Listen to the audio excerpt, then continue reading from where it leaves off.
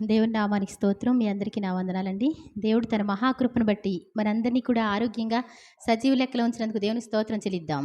హల్లెలూయా! సంతోషంగా ఉన్నారా? సంతోషంగా ఉంటే మరి ఒకసారి దేవునికి స్తోత్రం చెల్లిద్దాం. హల్లెలూయా! మరి ఈరోజు ఏంటంట? ఏమండి? పండుగ. ఏమండి? పండుగ అంటే ఏంటి? ఏమండి? పండగంటే మనోళ్ళకి తెలీదు. మామూలు వాళ్ళకి తెలుసు పండగంటే ఎంత సంతోషించాలో. అవునా కదా?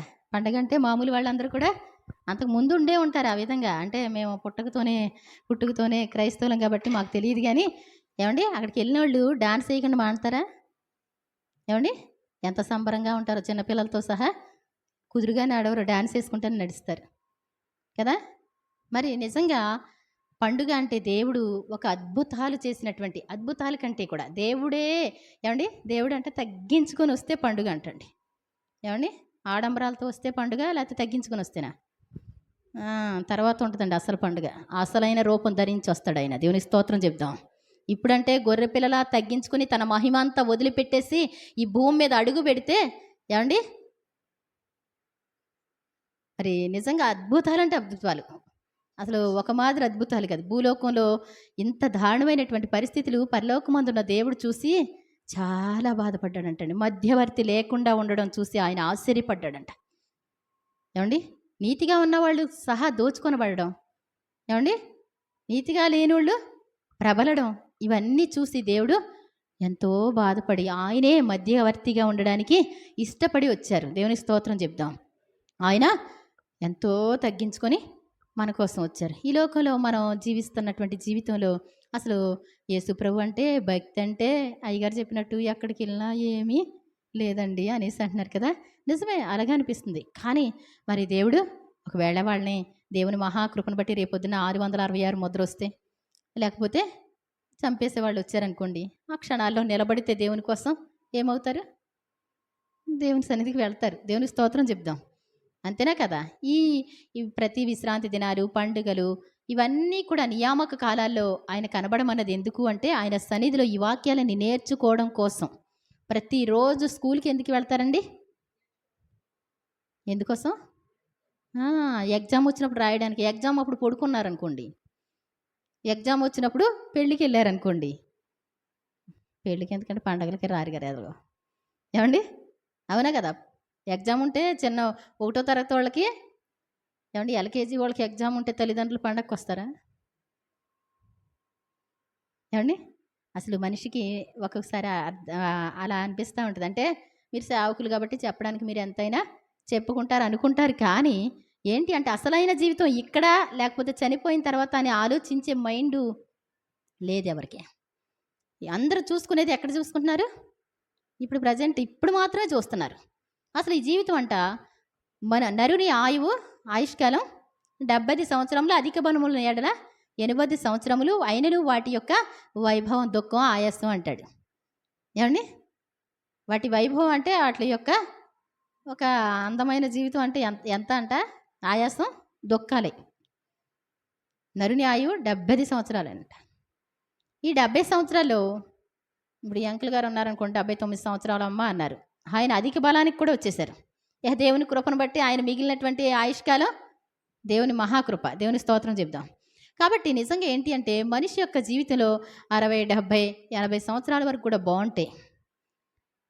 నేను వెళ్తూ ఉంటాను కొంతమంది దగ్గరికి, మంచాల్లో ఉన్న వాళ్ళ దగ్గరికి. ఏమండి? 2 నెలల నుంచి ఏం తినట్లేదండి. రాత్రింబగళ్ళు బాధపడుతున్నారండి.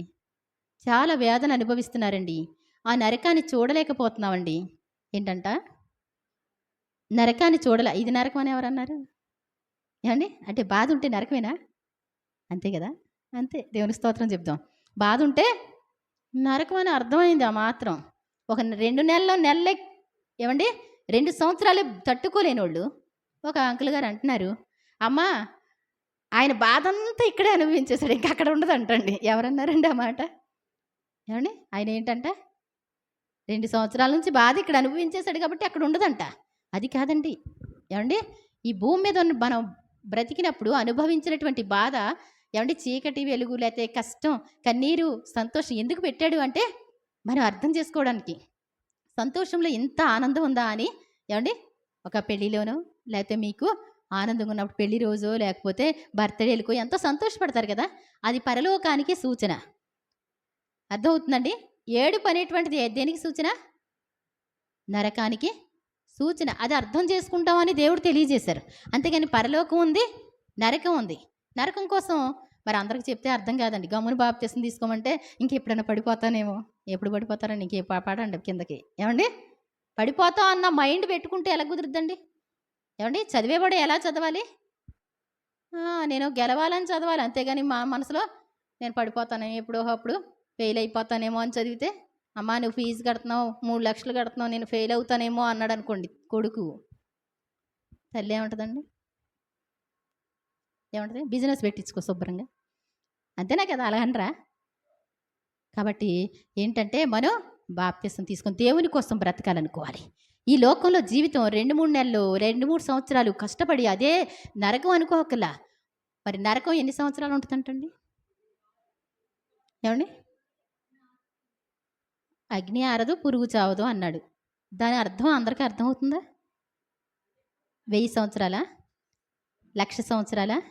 1,00,00,000 సంవత్సరాలా? 100,00,00,000 సంవత్సరాలా? 1,000,00,00,000 సంవత్సరాలా? ఏమండి ఎన్ని సంవత్సరాలు? 10,000,00,00,000 సంవత్సరాలా? దానికి అంతం అంటూ లేదు. నువ్వు పుట్టావు అంటే నీ ఆత్మ, ఏమండి, అది దానికి చావు లేదు. నరుని ఆత్మ కంటండి చావు లేదంట. అది అగ్నిలో వేసినా, నీళ్ళలో వేసినా, ఎక్కడ పెట్టినా దానికి చావు అనేటువంటిది. ఈ లోకంలో అన్ని జంతువులు చనిపోతాయి. చనిపోతే సంతోషమే అనుకుంటారు. వాళ్ళు బాగా చూడలేక చచ్చిపోయారంటే అయిపోయింది అనుకుంటారు. ఆ తర్వాత నువ్వు వెళ్ళిన తర్వాత నీకు ఉంటుంది. అర్థమవుతుందండి? చచ్చిపోవడం అంటే మాటలు అనుకుంటున్నారా? నేను దేనికి భయపడి, ఎవరన్నా నీరసంగా ఉన్నారంటే నేను ముందు కంగారు పడిపోతాను. ఏమండి? వాళ్ళు వెళ్ళిపోయిన తర్వాత దేవుని దగ్గర చెప్పగలరో లేదో, దేవుని దగ్గర నిలబడగలరో లేదో అని కంగారు పడుతూ ఉంటాం. చాలా జాగ్రత్త. నరకం అనేటువంటిది. పరలోక రాజ్యం ఒక్కరోజు సంతోషం కదండి అది. ఒక్కరోజు పండగ. ఇక్కడ పండగలు కావండి అవి. ఏమండి? పెండ్లి కుమారుడిగా యేసుప్రభు కోటాను కోట సూర్య కాంతిని మించినటువంటి కాంతితో ఆయన ప్రకాశిస్తూ ఉంటే అక్కడ ఆనందంతోనే ఉంటారు. ఏమండి? సంతోషంతోనే ఉంటారు. ఇక్కడ అంతా చాలా అది ఇది మిళితమై ఉంటా ఉంటుంది. కాసేపు సంతోషం ఉంటుంది, కాసేపు బాధ ఉంటా ఉంటుంది. కానీ నిజంగా పరలోక రాజ్యం అంటే మరి అక్కడ వేదన లేదు, కన్నీరు లేదు, దుఃఖం లేదు, ఏడుపు లేదు. ఏడవకూడదంటండి అసలు. చాలా జాగ్రత్త. నరకానికి భయపడక మనుషులు పర్వాలేదులే అనుకుంటా ఉంటారు. ఈ చిన్ని ఏమండి సులువుగా చిక్కులు పెట్టేటువంటి ఈ పాపాలకు పడిపోయి అసలు క్రైస్తవ జీవితం అనేటువంటిది జీవిస్తున్నామో లేదో అన్నట్టు అవగాహన లేకుండా బ్రతికేస్తున్నటువంటి మనుషులు. దేవుడు ఎలా చూసుకుంటారు నాకైతే తెలియదు, కానీ ఆయనే కృప చూపించుకోవాలి. ఏమండి? అంతేనా కదా? పాపం చాలా కష్టపడి ఆయన ఎంతో తగ్గించుకొని భూలోకానికి వచ్చారు. ఎంతో కష్టపడి మన కోసం ప్రాణం అర్పించారు. ఆయన మరణించి తిరిగి లేచారు. మరలా వెళ్ళి మిమ్మల్ని అనాథలుగా విడిచిపెట్టనని చెప్పి పరిశుద్ధాత్మని ఇచ్చారు. మరలా మీకోసం వస్తాను, మీకు మరి నా తండ్రి ఇంట అనేక నివాసాలు ఉన్నాయి, మీరు మీ హృదయాలు కలవరపడవద్దు అని చెప్పి వెళ్ళారు. మన కోసం తండ్రి కుడి పార్శ్వం నుండి మరి విజ్ఞాపన చేస్తున్నారంట. ఇప్పుడు మరి ఎలా వస్తారు? కొదమసింహంగా వస్తారంట ఆయన. గొర్రెపిల్లగా ఇంతకుముందు వచ్చారు, అందరు కొట్టి చంపేశారు కదా. ఈసారి కొదమసింహం వస్తే ఎలా ఉంటుందండి? ఏమండి? కొదమసింహంగా వస్తే, కొదమసింహం దేనికి వస్తుంది? చీల్చేయడానికే వస్తుందంటండి. చాలా జాగ్రత్త. మనల్ని ప్రేమించినటువంటి ప్రేమికునికి వచ్చినటువంటి కోపం, గొర్రెపిల్ల ఉగ్రత. ఏమండి?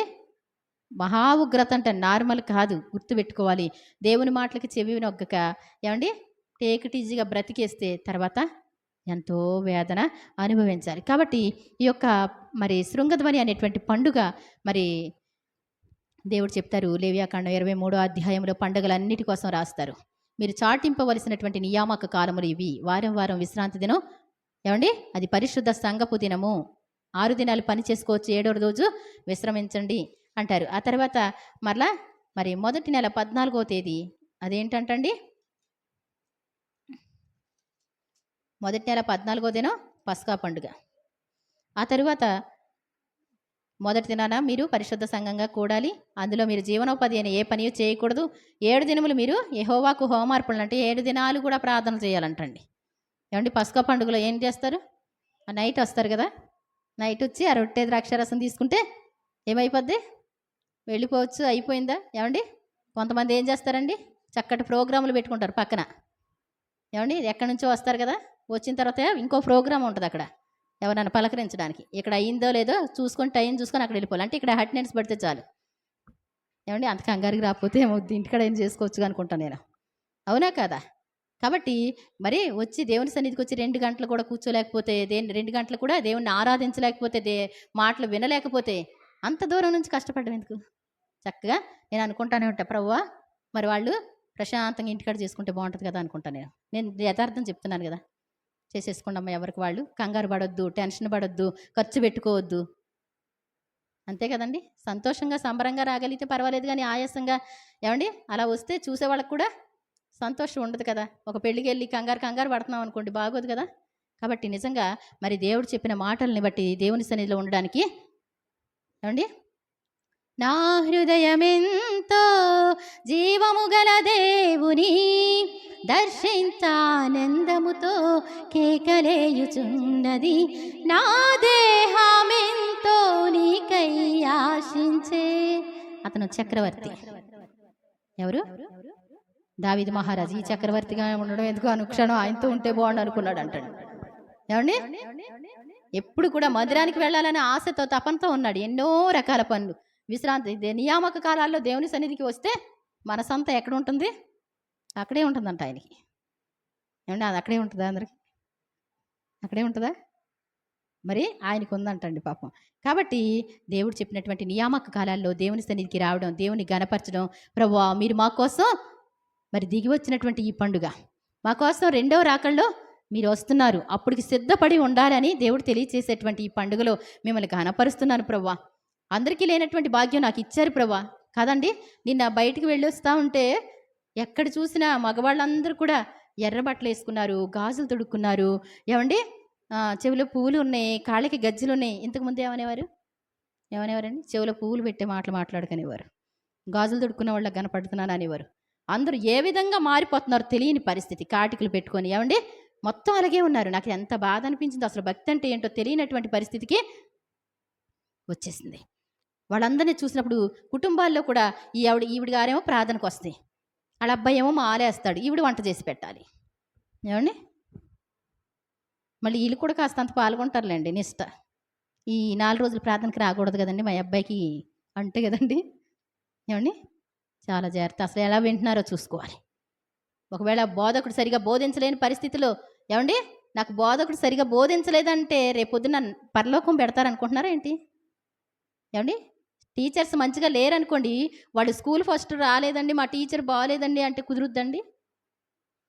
వాడి బ్రతికంతే. బైబిల్ చదువుకోవాలి, ప్రార్థన చేసుకోవాలి. మరి మనం జాగ్రత్తగా దేవుని మాటల్ని ఆలకించడం నేర్చుకోవాలి. ఆ తర్వాత మరి మరి పస్కా పండుగ అయిన తర్వాత పెంతెకొస్తు పండుగ. ఏమండి, పరిశుద్ధాత్ముడు మన కోసం దిగి వచ్చింది. క్రొత్త ఫలాలతో నైవేద్యాలు చేయాలని దేవుని వాక్యాలు ఉంటాయి. ఆ తర్వాత చూస్తే కనుక ఇప్పుడు 7వ నెలలో 23 వచ్చినవండి. 7వ నెలలో ఇశ్రాయేలుతో ఇట్లనము 7వ నెలలో మొదటి దినము మీకు విశ్రాంతి దినం. అంటే ఏంటో తెలుసా? శనివారం మీకు విశ్రాంతి దినం అని తెలుసు కదా. ఈరోజు కూడా అదే. ఏమండి, ఈరోజు కూడా మీరు ఎలా ఉండాలి?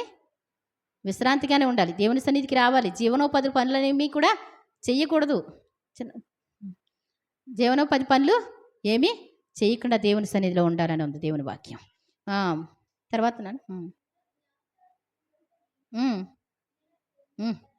జ్ఞాపకార్థ శృంగధ్వని వినినప్పుడు మీరు పరిశుద్ధ సంఘములుగా కూడవలెను. జ్ఞాపకార్థ శృంగధ్వని. మరి ఈ పండుగకి జ్ఞాపకార్థం ఏంటంట? యేసు ప్రభు వారు వస్తారన్న సూచనగా మరి ఆ పండగకి ఆ పేరు అనమాట అండి, జ్ఞాపకార్థ శృంగధ్వని అంటారు. మరి ఈ పండుగలో ఊరధ్వని వినినప్పుడు మీరేం చేయాలి? పరిశుద్ధ సంఘముగా కూడుకోవాలి. మనం ప్రార్థన చేసుకోవాలి. ప్రతి పండగలో కూడా చాలా ఆవశ్యకత ఏంటంట? ఏమండి, పెద్ద భోజనాలు పెట్టిన రోజు మాత్రమే పెద్ద పండుగ అండి. అర్థమవుతుందండి? ఏమో నాకైతే తెలియదు. నన్ను ప్రేమించిన ఆయన నాకు ఒక మందిరం ఇచ్చారు, మీకు వందనాలు. ఏమండి, వాడ ఎంతమందికి కట్టాడు? ఏమండి, చాలా పెద్దవాడ కట్టించాడు దేవుడు. ఏమి ఇరికి పెట్టి ఇచ్చిన్నది కదండి అన్నట్టు కాదు. ఏమండి? ఏనుగులు, సింహాలు, పులులు, లేకపోతే జిరాఫీలు అన్నీ వచ్చేసి అందుట్లో ఉన్నాయి అంటండి. 3 అంతస్తుల మేడ కదా అది. ఏవండి? మనుషులకి సరిపదా? ఎంతమందొచ్చినా దాన్ని ఇంకా పెద్దగా చేయగలడు. సరిపోయేలా చేయగలడు. 5 రొట్టెలు 2 చేపలని ఆశీర్వదించిన దేవుడు వాడిని కూడా ఎంతమందొచ్చేసి బిలబిలా వచ్చేసినా సరిపోను ఆ రోజున. కానీ ఎంతమందొచ్చారంట? 8 మంది మాత్రమే. నోవహు ఇది ఈ యొక్క తరమును బట్టి చూస్తే నీ ఒక్కడివే నీతిమంతుడు. చాలా జాగ్రత్త. నీ మందిరం లేకుండా మేము బ్రతకలేము నాయనా అంటే ఒక అడుగు తీస్తే మందిరం, ఒక అడుగేస్తే మందిరం కింద ఇచ్చాడు. ఏమండి? దేవుడు నాకు అది ఎంతో సంతోషం అనిపిస్తుంది. ప్రభా, ఇంత మంచి ప్రేమ మాకు ఇచ్చారు ప్రభా, మీకు వందనాలు. మందిరం లేకుండా బ్రతకలేనని ఏడ్చేదాన్ని చిన్నప్పుడు నేను. కాబట్టి నిజంగా మందిరంలో అందరికీ ఉంటే ఏమండి చేసుకుంటే వస్తుంది చక్కగా. మందిరం పనులు అంటే ఎక్కువగానే ఉంటాయి. పాస్టర్లు అంటే చక్కగా స్నానం చేసి అఫీషియల్గా వెళ్తారు. వాళ్ళు భోజనాలు వండి పెడతారు, కానుకలు ఇచ్చుకుంటారు, 4 మాటలు చెప్పేసి మళ్ళీ బయలుదేరి ఇంకొక చోటుకి వెళ్తూ ఉంటారు. మాకు అలా కుదరదండి, బోల్డ్ అంత పని ఉంటుంది. తెల్లవారుజాము నుంచి చేస్తేనే కానీ మాకు పనులు అవ్వవు. కాబట్టి నిజంగా మందిరాన్ని ప్రేమించగలిగితే మాకు ఇది సంతోషమే అనిపిస్తూ ఉంటుంది. దేవుని స్తోత్రం చెప్తాం. ఈ పండుగల్లో ఎంతో మా చిన్నాన్నగారు రాగానే ఏమని అడిగారంటే, కుమార్ చికెనా మటనా అని అడిగారు. చిన్నాన్నగారు మీరు మటన్ అయినా చికెన్ అయినా పెట్టడానికి ఇష్టమే, కానీ జనాలు రారు. ఏమండి? జనాలు రాకుండా ఉంటే ఏ భోజనాలైనా ఏం సంతోషం ఉంటుందండి ఎవరికైనా? అందరూ కూడా సంబరంగా వస్తే ఉపవాస ప్రార్థనైనా ఆనందంగానే ఉంటుంది. కానీ మనుషులందరికీ కూడా ఎన్నో పనులు చేసుకుంటారు. ఎవరన్నా చిటుక్కుమని ముక్కు మొఖం ఎరగనోళ్ళు దేనికన్నా పిలిస్తే వెళ్ళిపోతూ ఉంటారు. దేవుని సన్నిధికి వెళ్దాం, ఈరోజు సంవత్సరానికి ఒక్క రోజు ఇది, ఈ పండగ అయిపోతే మళ్ళీ సంవత్సరం వస్తుంది కదా అనేసి జ్ఞానం ఉండదు. కాబట్టి చాలా జాగ్రత్త. మనం ప్రతి పండుగలో పాల్గొని దేవుని ఘనపరిచేటువంటి ధన్యత మనకు ఉండాలి. కాబట్టి మరి ఈ పండుగల్లో కూడా మరి అందరూ కూడా ఏం చేయాలంట? పరిశుద్ధ సంఘంగా కూడుకోవాలని ఉంది. ఈ పండుగ ఎంతో అద్భుతమైనటువంటి పండుగ. ఈ పండుగ యేసుప్రభు వారు రావడమే పండుగలండి. దేవుని స్తోత్రం చెప్దాం. యేసుప్రభు వారు భూమి మీద అడుగు పెడతారు అనేటువంటి పండుగ ఇది. ఆ తర్వాత మనల్ని మనం ఒప్పుకొని మరి 10వ రోజు అంటే 2వ తారీఖు వచ్చింది కదా, అప్పుడు మన పాపాల నిమిత్తం మనం ఒప్పుకొని ప్రార్థన చేస్తే తర్వాత పర్ణశాలల పండుగ. ఆ పర్ణశాలల పండుగలో యేసుప్రభు వారు కరెక్ట్గా పుట్టడం మనకి లేఖనాల ప్రకారం వస్తుంది.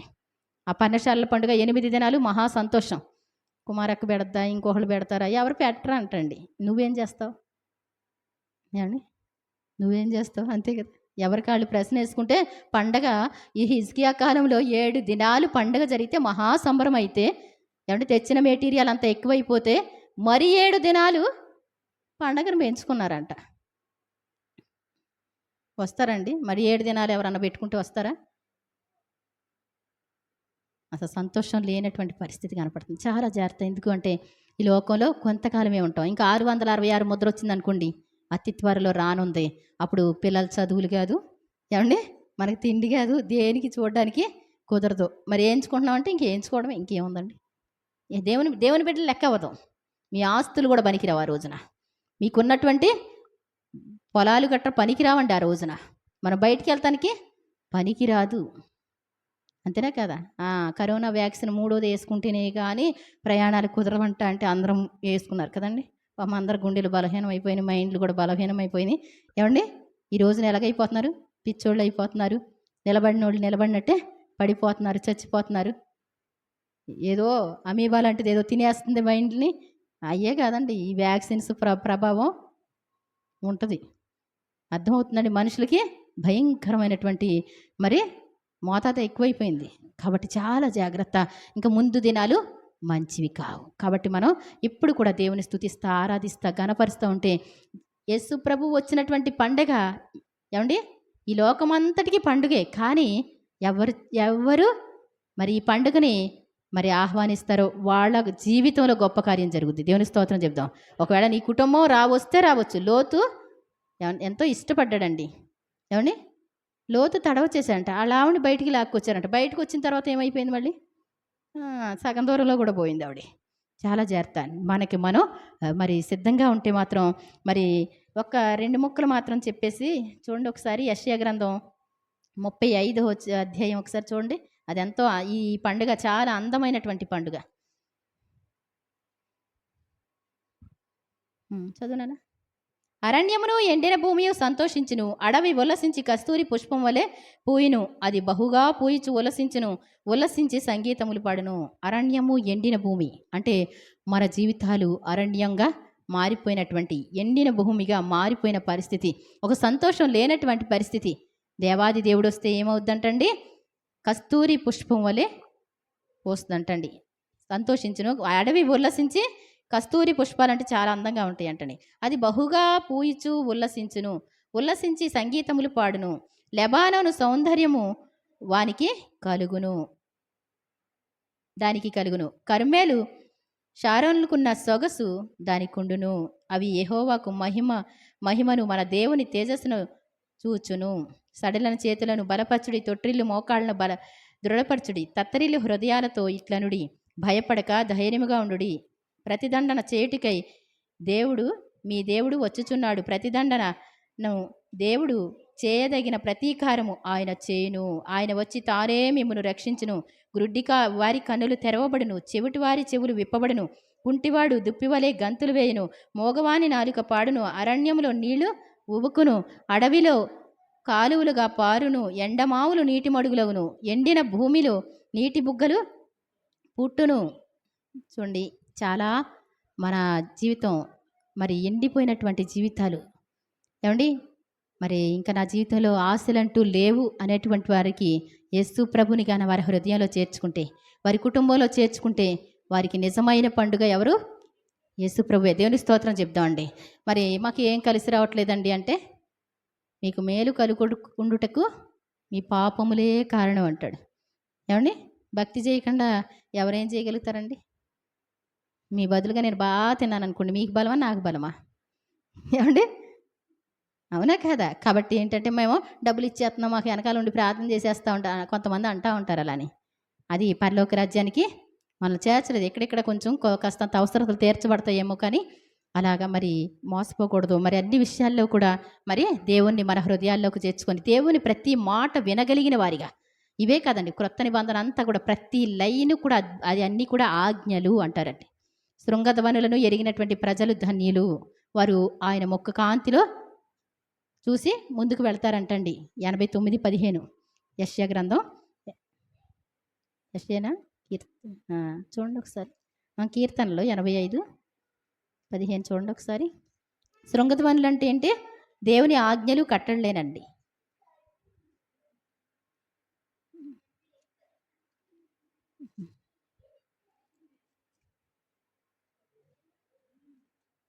ఎనభై 89:15 కీర్తనలో 89:15 శృంగధ్వనులను ఎరుగు ప్రజలు ధన్యులు అంటే ఏంటండి? ఈరోజు ఏం పండుగ అండి? ఈరోజు ఏంటండి? శనివారం అండి? ఈరోజు ఏంటండి? పర్ణశాలలు ఏమండి? అర్థమవుతుందండి? శృంగధ్వనులు అంటే నియామక కాలాలు. దేవుని స్తోత్రం చెప్దాం. ఆ సంఘాల్లో ఆ టైంలో దేవుని సన్నిధికి వస్తే దేవుడు నిన్ను ఆశీర్వదిస్తారు. ఆ టైంలో నువ్వు కరెక్ట్గా అటెండెన్స్ పడాలన్నమాట అండి. కాబట్టి దేవుని సన్నిధికి వచ్చి దేవుని మాటలు విని మన బ్రతుకుని మార్చుకొని ప్రతి దినం కూడా ఆయన ఏం చెప్తున్నారో అలా చేస్తే మాత్రం మనం ఆయన రెండవ రాకడికి మరి మొత్తం శృంగధ్వని పండుగ కోసం నీరుడు చెప్పినటువంటి మెసేజ్ ఇవాళ పొద్దుటే విన్నాను. కరెక్ట్గా చక్కగా ఉంటుంది అది. మీరు కావాలంటే దానికోసం కరెక్ట్ చెప్పబడింది అది. మీరు ఆ మెసేజ్ వినండి. మరి తప్పకుండా మనందరినీ దేవుడు ఏం చేస్తారు? రెండవ రాకడలో మనం చనిపోయినా బ్రతికున్నా ఆ శబ్దం వినాలంటే, ఆయన కోసం ఎదురు చూసిన వారిగా ఉంటే మాత్రం తప్పకుండా ఏం చేస్తారు? ఆయన మనల్ని బలపరుస్తారు. అది తెలుసుంటే మాత్రం ఆయన స్వరాన్ని వినగలుగుతాం, ఆ బోరధ్వని వినగలుగుతాం, పరలోక రాజ్యం చేరుకోగలుగుతాం. కాబట్టి నిజంగా ఈ శృంగధ్వని పండుగ ద్వారా దేవుడు మన హృదయాల్లో సంతోషాన్ని కలుగజేయాలని కోరుకుంటున్నాం. ఆయన రాకడికి మొదటి రాకడలో ఎదురు చూసినటువంటి వాళ్ళు ఆయన చూశారండి. సుమియోను, హన్నా అనేటువంటి వాళ్ళు ఎదురు చూసి మరి వాళ్ళనే యేసు ప్రభుని ఎత్తుకొని ముద్దులాడడం జరిగింది. రెండవ రాకడ కోసం ఎదురు చూసేటువంటి మనం తప్పకుండా ఆయన కలుసుకునేటువంటి ధన్యత మనకి ఇవ్వాలని ప్రార్థన చేసుకుందాం. ఆ కడబోర శబ్దానికి మనం లేవాలి, తప్పకుండా ఆయన్ని ఎదుర్కొనేటువంటి పరిశుద్ధత మనకు ఉండాలని ప్రార్థన చేద్దాం. మిగిలిన టైము అయ్యగారికి ఇస్తున్నాను. మరి సహృదయంతో దేవుని వాక్యాలు వినాలని కోరుకుంటున్నాం.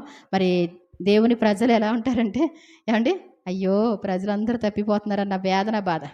ఈ సంఘాలు వీటి కంటే కూడా ఏమండి ఒక్కోసారి అనిపిస్తూ ఉంటుంది, ఇవన్నీ వదిలేసి మా తాతయ్య గారు వెళ్ళారు చూడండి, అలా చెప్పుకుంటా పోతే బాగుంటుంది హాస్పిటల్లో గట్రా చెప్పుకుంటే. అంతేనే కాదా? ఇంకే బాధ్యత ఉండదు. ఒక డ్రెస్ వేసుకోవడం, చక్కగా వెళ్ళిపోయి చెప్పుకుంటే ప్రాణానికి హాయిగా ఉంటుంది అనిపిస్తూ ఉంటుంది. కాబట్టి నిజంగా మనం అన్ని విషయాల్లో కూడా దేవుని సంతోషపెట్టేవారిగా మారదాం. దేవుని పనులు చేసేవారిగా మారదాం. టైం ఎంతో లేదండి. మరి వాక్యాలు చెప్పే టైం అయిపోతుంది. మరి రాని వాళ్ళకి కూడా ఒక శుభవార్త ఏంటి అంటే, మందిరానికి రారు చూసారండి. అయ్యో! పండుగ వచ్చేసిందండి. అప్పుడే వచ్చేసిందా పండుగ అంటారు చూసారా? ఆళ్ళకి శుభవార్త ఏంటంటే, ఈ వాక్యం మోయబడే రోజులొచ్చినాయి. అప్పుడు ఇలా మందిరానికి రావక్కర్లేదండి. వాళ్ళు ఏం చేయొచ్చు? ఇంటికాడే ఉండొచ్చు.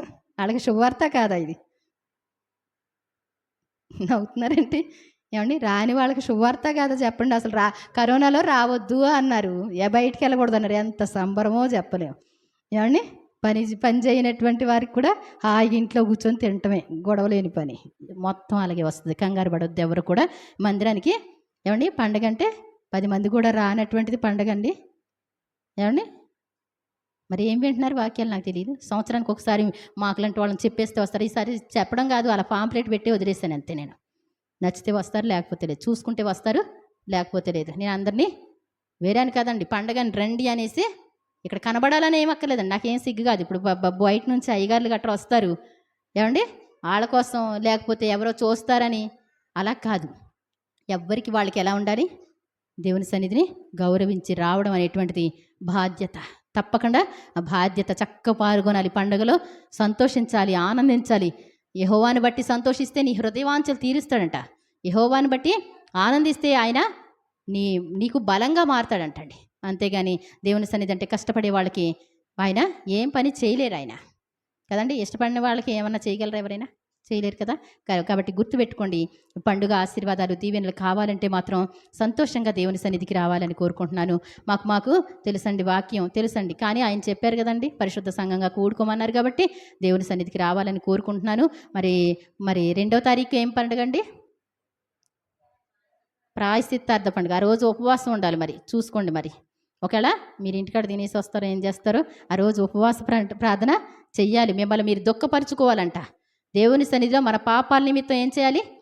ఇది ఒక ఆఫర్ అనమాట అండి. మన పాపాలకి దేవుడు కొట్టేయడానికి రోజు ఉంది కాదంట్లా, రోజు ఉంటుంది. కానీ ఒక స్పెషల్ డే అంటూ ఉంటే ఆ రోజు స్పెషల్ ఉంటుందా ఉండదా? కాబట్టి తప్పకుండా మరి ఆ పాప ప్రాయశ్చిత్తార్థ పండుగ అంటే చాలా పెద్ద పండుగ అంటాను నేను. దేవుని స్తోత్రం చెప్దాం.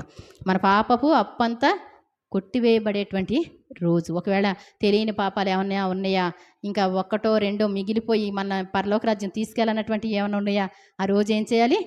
ప్రభువా, నాకు తెలిసి తెలియక చేసిన పాపాలు, మా పితరుల పాపాలు అన్నీ ఒప్పుకోవడానికి మనం దేవుని సన్నిధికి రావాలంట. ఒప్పుకొని ప్రార్థన చేసుకుంటే దేవుడు మనల్ని మరి ఆశీర్వదిస్తారు. తప్పకుండా మరి 2వ తారీఖు కూడా అందరూ రావాలి. అది అంత చిన్న పండుగగా అనుకోవద్దు, కానీ దేవుని సన్నిధికి సంతోషంగా రండి. దేవుడు మిమ్మల్ని దీవించునుగాక. మరి అయ్యగారికి సమయం ఇస్తున్నాను. రండి.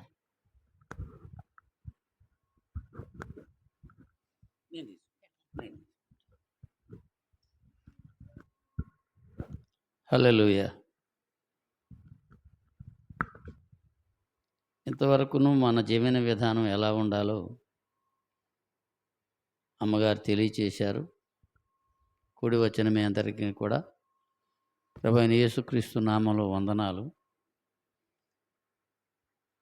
మనం అందరం కూడా హైందవ నేపథ్యంలో నుంచి వచ్చిన వాళ్ళమే.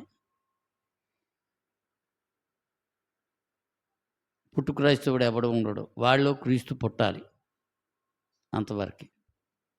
క్రీస్తు పుడితే క్రీస్తులాగా జీవించడానికి ప్రారంభిస్తాడు. క్రీస్తు వాడిలో పుట్టకపోతే మామూలుగానే జీవిస్తాడు. మనమందరం కూడా దేవుని దగ్గరికి వచ్చామంటే దేవుని మాటలను ఆజ్ఞలను అనుసరించి నడవటానికి వచ్చాం. అమ్మ చెప్పారయ్యా నేను చక్కగా. కాబట్టి మీకు ప్రతిరోజు ప్రతి వారం కూడా అమ్మలిద్దరు ఉన్నారు చక్కగా దేవుని బోరలు దేవుని మాటలను వారి నోటి ద్వారా దేవుడు పలుకుతూ ఉంటాడు. మీకు పెద్దగా లేఖనాల గురించి చెప్పాల్సిన పని లేదు. అయినా ఇవాళ పండగ కనుక దేవుని గురించి మనం మాట్లాడుకుందాం. మనకి సంక్రాంతి ఉంది, మన ఏరియాలో మాత్రమే పరిమితమైంది. అర్థమైందా? మన పండుగలు మనకు మాత్రమే పరిమితం. ఏది? హైందవ పండుగలు. పండుగ అంటే అర్థం ఏంటంటే అందరూ ఆ పండుగ ఆచరించేటువంటి వాళ్ళు, ఆ ప్రాంతంలో వాళ్ళు అందరూ కలిసి అది ఒక గుర్తుగా ఉన్నా లేకున్నా సంతోషపడే దినం అది. కానీ ఇది వాళ్ళు చేసేటువంటి పండగ ప్రపంచవ్యాప్తంగా జరుపుకునేటువంటిది ఈ పండుగ.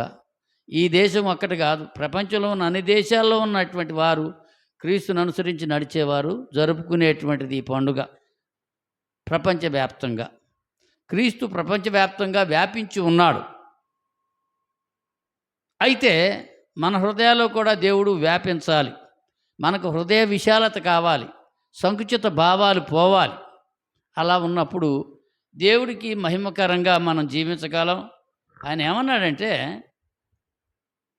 తండ్రి, చేయటానికి నువ్వు నాకు అప్పగించిన పనిని పరిపూర్ణంగా నెరవేర్చి భూమి మీద నిన్ను మహిమపరిచాను అన్నాడు యేసుక్రీస్తు. ఎప్పుడు వస్తుందో మహిమ? దేవుని మాట విని ఆ ప్రకారంగా జీవించడానికి నువ్వు సిద్ధపడినప్పుడు దేవుడికి మహిమ. నిన్ను కొట్టేవాళ్ళు ఉంటారు, తిట్టేవాళ్ళు ఉంటారు, రక్కేవాళ్ళు ఉంటారు, దోచుకునేవాళ్ళు ఉంటారు. అయినా కూడా అది నీకు సంబంధం లేదు. ఆయనే సర్వాధికారి వాటన్నిటికీ. నాకు సంబంధం లేదు. చేసే ప్రతి పని కూడా నువ్వు అప్పగించావు, పరిపూర్ణంగా చేయడం నాకు నేర్పించు. అలాగే క్రైస్తవుడిగా నేను జీవించడానికి మీరు నాకు ఏదైతే జీవితాన్ని ఇచ్చారో దాన్ని పరిపూర్ణంగా నేను నెరవేర్చాలి. మీరు మంచివారై ఉన్నప్పుడు తన కొడుకుని చూసి తండ్రి ఎలా అయితే సంతోషపడతాడో, మీరు కూడా ఆయన మాట విని ఆయన సంతోషపెట్టేవారిగా మనం ఉండాలి. ఇతడు నా ప్రియ కుమారుడు, ఇతని యందు నేను ఆనందపడుతున్నానని చెప్పి దేవుడు మాట్లాడాలి. వాళ్ళు మాట్లాడటం కాదు, బయట వాళ్ళు కూడా నేను చూసినప్పుడు నిజంగా ఇతను చాలా మంచివాడండి అని చెప్పని చెప్పాలి. దానికి నీ మనస్సాక్షి సిద్ధం అవ్వాలి. అంటే క్రీస్తు నీలో ఉండాలి, క్రీస్తుకి స్థానాన్ని నువ్వు ఇవ్వాలి.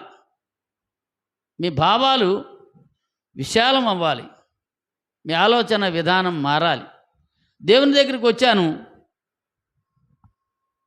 అన్నీ చేస్తున్నాను అని మనం అనుకుంటుంటాం. మనం ఎప్పుడు చేసినా ప్రార్థన చేసేటప్పుడు కొంత కోరికల చిట్టా దేవుడి దగ్గర ప్రతిరోజు పెడతానే ఉంటాం. పాపం ఆయన వింటానే ఉంటాడు. ఆయన ఇవ్వడా? తన కుమారుడైనప్పుడు తండ్రి ఏం చేస్తాడు? కష్టాన్ని ఓర్చుకొని కొడుకు కోసం అన్నీ సిద్ధపరుస్తాడు. మామూలు తండ్రి. అలాంటిది పరలోకపు తండ్రి నీకేమీ సిద్ధపరచలేదా? మరలా నువ్వు పరలోకం చేరటానికి తన కుమారుడే ఇచ్చాడు కదా. ప్రతిరోజు భౌతికపరమైన వాటినైనా మనం అడిగేది, అయ్యా నేను ఎలా ఉండాలి, నేను నీ దగ్గరికి వచ్చాను కదా అని ఎప్పుడైనా మనం అడిగామా? నేను ఎప్పుడైనా మారానని చెప్పి ఎప్పుడైనా లోపలికి తొంగి చూసుకున్నామా? నేను ప్రార్థనకు వచ్చాను, బాగుంది, నాలో మార్పు ఏం వచ్చింది, నేను ఎలా ఉండగలుగుతున్నాను అని ఎప్పుడైనా పరిశీలన చేసుకున్నారా? లేదు. పరిశీలన చేసుకుంటే మనలో ఉన్న లోపాలు మనకే తెలుస్తాయి. నీ మనస్సాక్షి నీ గురించి ఏ దోషము లేదని చెప్పినప్పుడు దేవుని మీద కూడా పోట్లాడే హక్కు నీకు ఉంటుంది. నేనేం తప్పు చేశాను అంటాడు యోబు. ఎందుకని? యథార్థవంతుడు కనుక. మీరు కూడా అలా అడగవచ్చు దేవుడిని.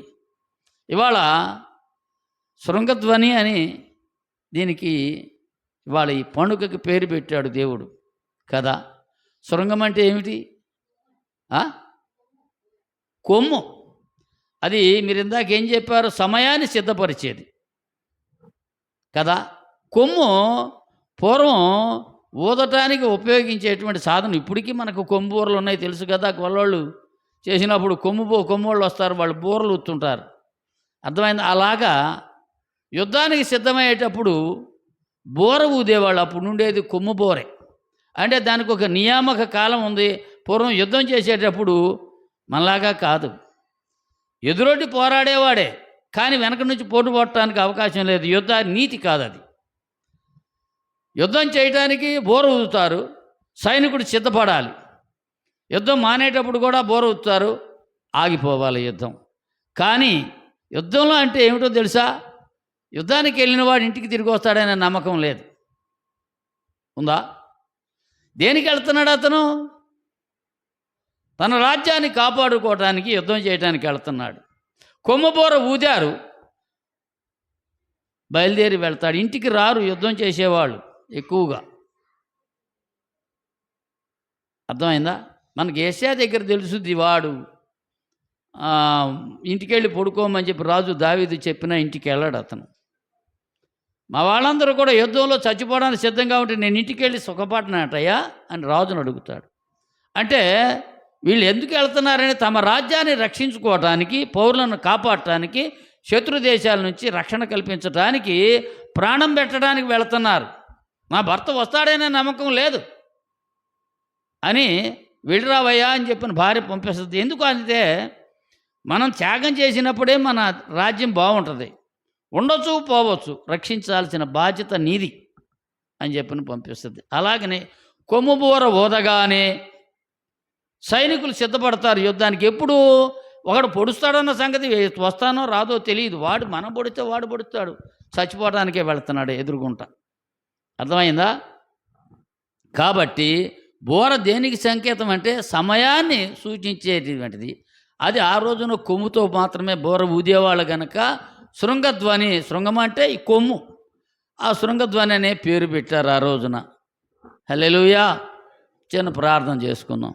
స్తోత్రం నాయన, సకల ఆశీర్వాదాలకు కారణభూతుడు అయిన దేవా, ఈనాడు మీరు మాతో మాట్లాడి మా జీవితాలను చక్కదిద్దండి. అమృతప్రాయమైన జీవితాన్ని ప్రతి వారికి మీరు ప్రసాదించండి. మా ఊహ, మా తలంపు, మా ఆలోచన అన్నీ కూడా మీవిగా చేసుకోండి. భావ జీవితాలు నీ సొత్తుగా మార్చుకోండి.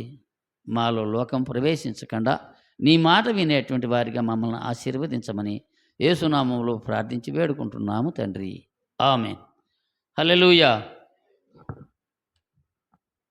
ఇప్పుడు వీరున్నారు, దేవుని వాక్యాన్ని ప్రకటిస్తున్నారు. అంటే దేవుని నోటి బోరా ఈవిడి, దేవుని నోటి బోర.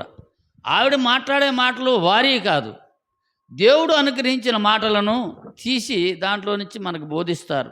ఆ బోధ విశ్వాసులకు కాదు, బోధించేవాడికి కూడా బోధే.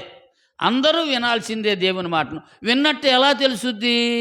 ఆ మాట కార్యరూపం దాల్చినప్పుడే నువ్వు విన్నావని తెలుసుద్ది. అయ్యా అమ్మను ప్రేమించు, ఓ విన్నా, బ్రహ్మాండంగా ఉంది. ఇంటికి వెళ్ళిన తర్వాత అది లేదు. పాపం మొన్ననే పాపం ఒకడు తండ్రిని చంపాడు ట్రాక్టర్తో తొక్కిచ్చి. ఏమీ లేదు, ఓ 30 సెంట్లు చెల్లికి రాశారు. ఆవిడే 40,000 రూపాయలు వీడు తాగుబోతాయి బాకీ చేస్తే ఆ భూమి పోద్దని తన పేరు రాయించుకుంది. దానికి రాసినందుకు తల్లిని తండ్రి పెట్టి ట్రాక్టర్తో తొక్కిచ్చాడు. తల్లి సరిగ్గా చనిపోతే మళ్ళీ రివర్స్ వెళ్ళి మళ్ళీ తొక్కిచ్చి చంపాడు. ప్రేమ చూశారా? దేని మీద ప్రేమ? తల్లిదండ్రుల మీద కాదు. వాళ్ళ గురించి ఎందుకు చెప్పుకుంటామంటే భవిష్యత్తులో అటువంటి చరిత్ర మనకు రావడానికి వీల్లేదు. యేసుక్రీస్తు సిలువలో ఉండి కూడా తన తల్లిని గుర్తు చేసుకున్నాడయ్యా. ఆ దేవుడి దగ్గర కదా నువ్వు వచ్చింది కాదా? ఆ తల్లిని యోహానుకు అప్పగించాడు. నేను ఉండట్లేదు, నా తల్లిని చూసేది ఎవరు అని చెప్పిన బాధ్యతగా అప్పగించాడు. ఆయన అన్నీ చెబుతున్నాడు. తన జీవితం ద్వారా మనం ఎలా బ్రతకాలో ఆయన చూపించాడు దేవుడు. మనం ఇందాక విధేయత గురించి చెప్పుకున్నాం కదా. మనం పాపులుగా ఉన్నప్పుడు యేసుక్రీస్తు మన పాదాలను కడిగాడు. యేసుక్రీస్తు దేవుడు, దేవుని కుమారుడు, పాపం లేనివాడు. ఎందుకు అడిగాడు అంటే ఇదిగో ఇలా ఉండాలి మనుష్యుడు, ఇలా తగ్గించుకొని ఉండాలి. దేవుడు కుమారుడు ఏంటి, పాప యొక్క పాదాలను కడగడం ఏంటయ్యా? ఎందుకు కడిగాడు అంటే నువ్వు కూడా అలా కడగాలి రేపు పొద్దున. అంతర్ విధేయత నువ్వు కలిగి ఉండాలి. నా దగ్గరికి వచ్చావు, నా మాట విన్నావు కదా, విన్నావా లేదా? ఆడి పాదాలు నేను ఎందుకు కడుగుతాను అంటే ఆయనకి నీకు పొత్తు లేదు, అవునా కాదా? అయితే వాళ్ళ శృంగధ్వని దేవుని వచనాలను ప్రకటించే వారందరూ కూడా ధ్వని చేస్తుంటారు దేవుని వాక్యాన్ని. అంటే వారి నోటి ద్వారా దేవుడు పలుకుతూ ఉంటాడు. పూర్వం దేవుడు పలికిన మాటను మన పితరుడు ఆదాం వినలా. ఎందుకు వినాలి? వాడికి తళతళలాడే కనపడి వాటి గురించి ఆశపడి వెళ్ళిపోయాడు, దేవుని మాటను నిర్లక్ష్యం చేసి. అక్కడే పాపం ప్రారంభమైంది, అవునా కదా? మాట వినకపోవడమే పాపం, మాట వింటే ఆశీర్వాదం. హెబ్రీ పత్రిక 1వ అధ్యాయము 2వ వచనం చూస్తే, నానా సమయములందును నానా విధాలుగా తన ప్రవక్తల ద్వారా మనతో మాట్లాడిన దేవుడు. ప్రవక్తలు ఏం చేశారు?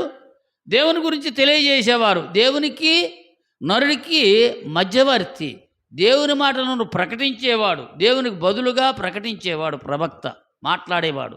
ఆ ప్రవక్తలు దేవుని గురించి తెలియజేశారు. కానీ ఈ సమయంలో యేసుక్రీస్తు ఆయన క్రీస్తు ద్వారా దేవుడు మనతో మాట్లాడుతున్నాడు. అంటే ఆయన శబ్దం చేస్తున్నాడు. ఎందుకని? మీరు లోకస్తులై ఉన్నారు, లోకంలో ఏమీ లేదు, నా దగ్గరికి వచ్చారు కనుక నా మాట వినండి. ఇది యేసు మాట, నాది కాదు, నీది కాదు.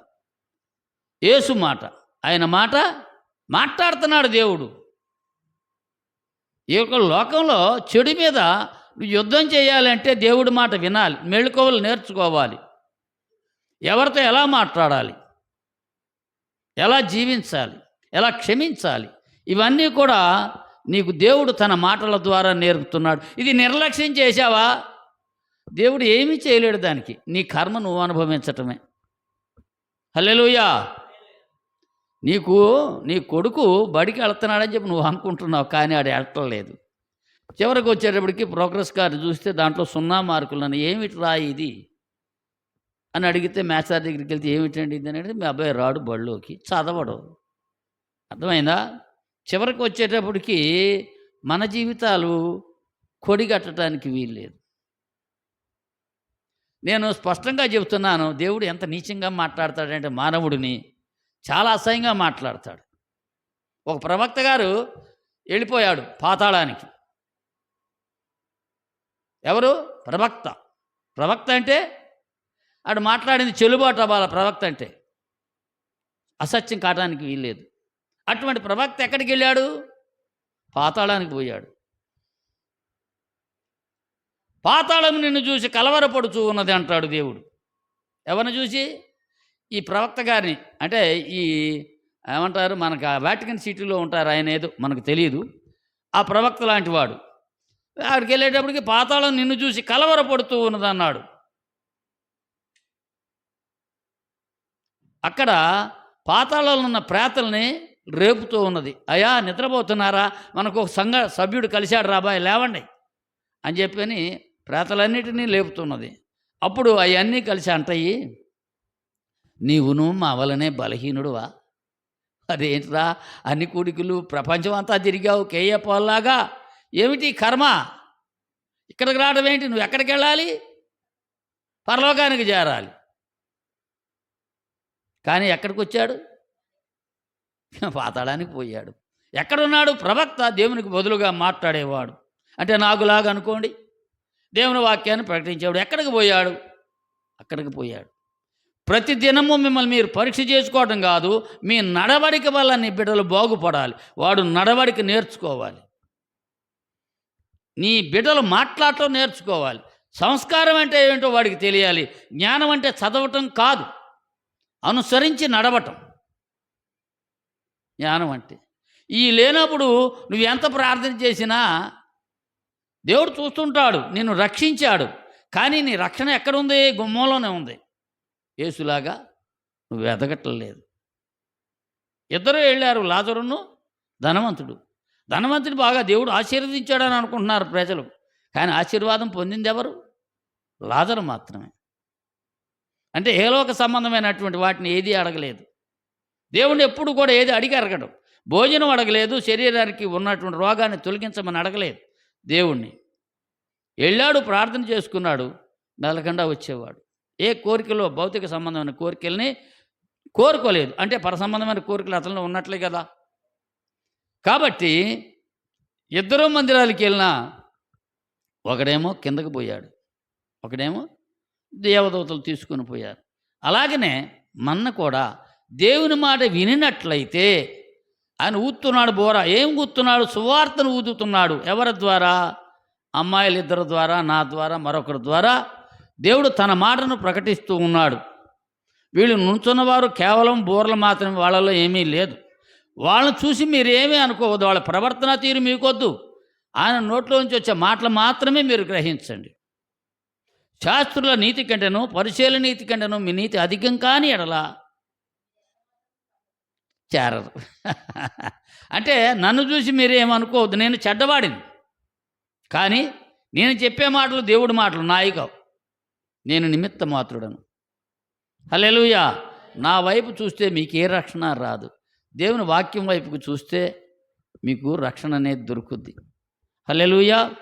అందుకనే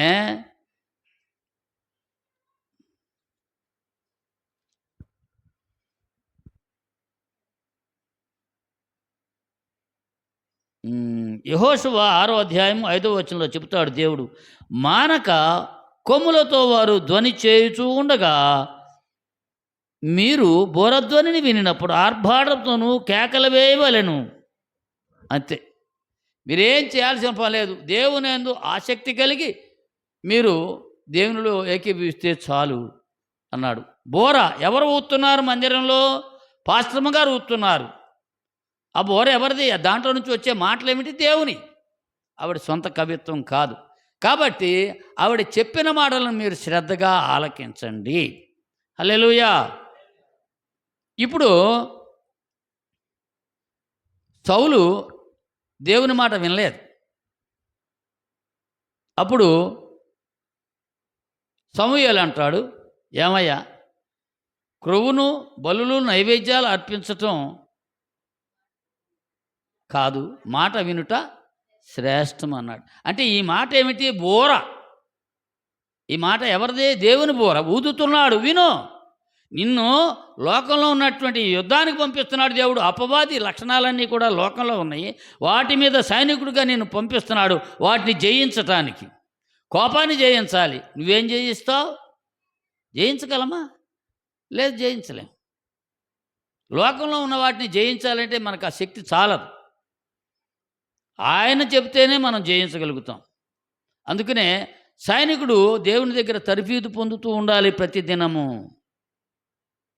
తిమోతి పత్రిక 3వ అధ్యాయంలో అనుకుంటా ఎక్కడో ఉండాలి, చూడుది.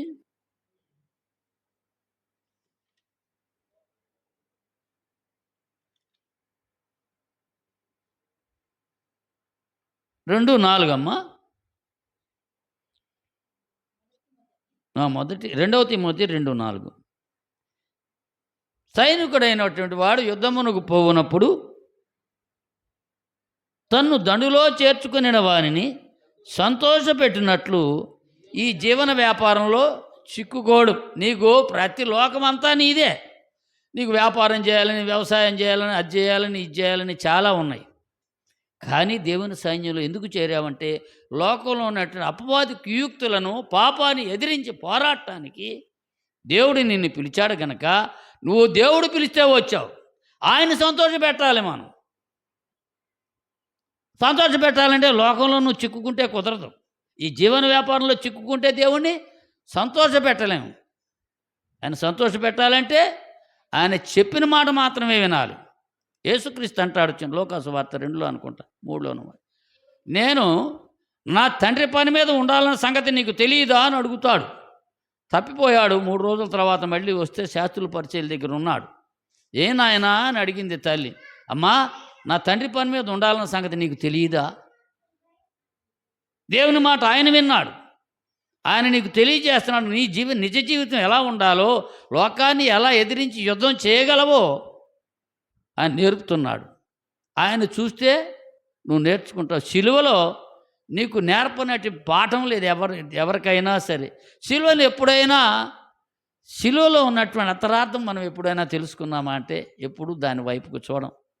మేకులు కొడుతుంటే, గడ్డం పీకుతుంటే, ఉమ్ము వస్తుంటే, తిట్లు తిడుతుంటే నిన్నే ప్రేమించాడయ్యా, నిన్నే ప్రేమించాడు. అందుకనే లోకాన్ని ఆశించినటువంటి వాడు ఆదాము చెడు చేశాడు. అయినా తన రూపంలో ఉన్న వాడిని వదులుకోలేక యేసుక్రీస్తు దేవుని కుమారుడుగా పాపాన్ని పరిహరించి ఆదాముని తన సొంతం చేసుకోవాలని పరిగెత్తుకుంటూ వచ్చాడు. కానీ ఆయన దగ్గరికి వచ్చాం, కానీ ఆయన మాట వినం. అదే వాస్తవం. క్రైస్తవ లోకం మరీ చెడిపోయింది ఇవాళ. ఎలా చెబుతున్నారంటే, నువ్వు ప్రార్థనకు రా చాలు, మీ అమ్మాయికి గర్భఫలం ఇస్తాడయ్యా, లేకపోతే ఫారిన్ రిటర్న్ ఒక మంచి అల్లుడిని ఇస్తాడు, లేకపోతే నీకు బ్యాంక్ బ్యాలెన్స్ పెరుగుద్ది, నీకు స్వస్థతనిస్తాడు. వీడి మనసులోనేమో దేవుని వైపు ఆలోచన లేదు. వీడికి శారీరక స్వస్థత కావాలి, అయ్యగారు ప్రార్థన చేస్తే వీడికి స్వస్థత వస్తుందా? నువ్వు ఏకీభవిస్తే, నీ మనసు ఏకీభవిస్తే ఇమీడియట్ సైనికాధికారి వచ్చాడు, అయ్యా నా దాసుడు సామనయ్య ఉన్నాడు అన్నాడు. అయితే నేను వస్తానాడు అన్నాడు. అంతటి పాపానికి నేను ఒడిగట్టలేను. నా ఇంటికాడ కూడా బోళాతమంది దాసులు ఉన్నారు, ఒకటి రమ్మంటే వస్తాడు, ఒకటి పొమ్మంటే పోతాడు, వాళ్ళలాగా నేను చూడలేను ప్రభా, మాట మాత్రం సెలవి. నీకు ప్రతిరోజు కూడా మాట సెలవిస్తున్నాడు కదా దేవుడు. అక్కడేమో వాడు బాగుపడ్డాడు, సైనికుడి దాసుడు. మరి మనం ఎందుకు బాగుపడలేదు? ఇవన్నీ వింటున్నాం కదా. దేవుని యొక్క పరిశుద్ధ వాక్యాన్ని ప్రతిదినం వింటున్నా. బాగుపడటం ఏంటి? నీ మనసు మారాలి, నూతనం అవ్వాలి, రూపాంతరం చెందాలి. దానికోసం నువ్వు ప్రయత్నం చేయాలి. దేవుడు ఏం చెప్తాడు? ఇక్కడ పెట్టాడు, మరణ మార్గము జీవ మార్గం. ఏది చేత్తో పట్టుకుంటావు? జీవ మార్గాన్ని చేతితో పెట్టుకొని మరణ మార్గంలో ప్రయాణిస్తుంటావా? తప్పు కదా. నువ్వు జీవించాలంటే జీవ మార్గానికి నువ్వు ప్రయాణం చేయాలి. అది కష్టమే, ఇరుకు ద్వారం అది. అయినా కూడా నువ్వు దాంట్లోనే ప్రవేశించాలి. యేసుక్రీస్తు ఏమైనా తప్పు చేశాడా? లేదే. మనమే సిలువ వేశాం కదా. నిన్ను కూడా సిలువేస్తారయ్యా. నీలో ఉన్నటువంటి ఆ భక్తి పరిమాణం ఎంతో ఉందో దేవుడు పరీక్ష చేస్తుంటాడు, అబ్రహాము చేసినట్టుగా. అబ్రహాము నిజంగా నా మీద విశ్వాసం ఉందా లేదా అని అనుకున్నాడు. దేవుడు, నీ కొడుకుని నాకు అప్పర్చవయా, దహన బలిగా చేయమన్నాడు. అర్థం కాలేదా? నిన్నే నీ కొడుకును కూడా ఇమ్మని అనొచ్చు. అయినా కూడా వెనక తీయకుండా ఉన్నప్పుడే మనం దేవుని ఘనపరచగలం. లోకంలో ఉన్న వాటిని ప్రేమించకండి అన్నాడు దేవుడు. నువ్వు యుద్ధంలోకి వచ్చావు, వీర సైనికుడిగా పోరాటం చెయ్యాలి, నేను నీకు తోడుగా ఉన్నాను. జయించిన వారికే పరలోకం అన్నాడు కదా దేవుడు. నా ఆలయంలో ఒక స్తంభంగా నిలబెడతాను వాడిని, అవునా కాదా? జయించేవారికి అన్నీ ఇస్తానన్నాడు దేవుడు. జయించకుండా మూల కూర్చొని ప్రభా నాకు అది ఇవ్వ అంటే ఎందుకు ఇస్తాడు? పాటుపడిన వ్యవసాయకుడి మొదట పొలంలో పాలు పొందేటువంటి వాడు. ఆ ఫలితం నీకు రావాలంటే నువ్వు పాటుపడాలయ్యా దేవుని కోసం. ప్రతిరోజు కూడా దేవుని వాక్యం నీకు ప్రకటించబడుతూ ఉంది. కానీ ఆ ప్రకటన ఎటుపోతుందో మన దైనందిన జీవితంలో ఇలా మందిరం దాటగానే మనం దాన్ని మర్చిపోతాం. నిజం. 30 ఏళ్ళ బట్టి ఒక అమ్మాయి వెళుతుంది మందిరానికి, మనం విమర్శించుకోక తప్పదు పరిస్థితి.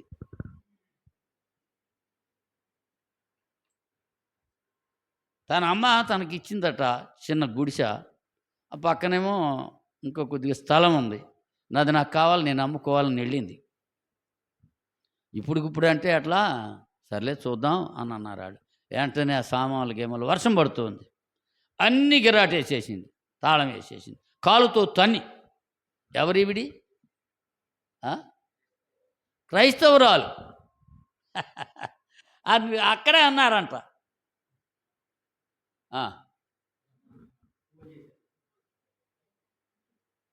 అవును, ఈవిడ ప్రార్థనకి వెళ్ళొద్దు కదా. అవును, ఇలా చెయ్యొచ్చా అని అక్కడ కూడుకున్న వాళ్ళ కులపోళ్ళే అన్నారు. ఏమిటమ్మా ఇది అని అడిగారు. ఎంత అవమానం దేవునికి. మరలా సిలువ వేస్తున్నాం కదా, మరలా దేవుని మనమే సిలువ వేస్తున్నాం. ఒకసారి వెలిగించబడి పరలోక సంబంధమైన వరమును రుచి చూసి మరలా తప్పిపోయిన వారు దేవుని కుమారుడు యేసుని మరలా సిలువ వేస్తూ బహాటముగా ఆయనని అవమానపరుస్తూ ఉన్నారు. ఎవరు అవమానపరిచేది? క్రైస్తవులే. దేవుని మాట విన్నాను అని మాట్లాడేటువంటి వాళ్ళే అవమానపరుస్తున్నారు మరలా దేవుని బాహాటంగా. ఎక్కడ? పబ్లిక్లు. అర్థం కాలేదా? మొన్న జరిగింది అదే పంచాయతీ, పబ్లిక్లోనే జరిగింది. ఎంత అవమానం దేవునికి. మాట విన్నావా? కీర్తన పాడుతున్నావు, బాగానే ఉంది. ఎప్పుడు విన్నావు ఈ మాటలో? నీలో కనపట్టలేదే దేవుని రూపం, ఆ క్రియల ద్వారా నీకు కనపట్టలేదే అని చెప్పని ప్రజలు అడిగారు, అన్యులు. అంత హీన స్థితిలోనికి క్రైస్తవం దిగజారిపోతుంది వాస్తవంగా.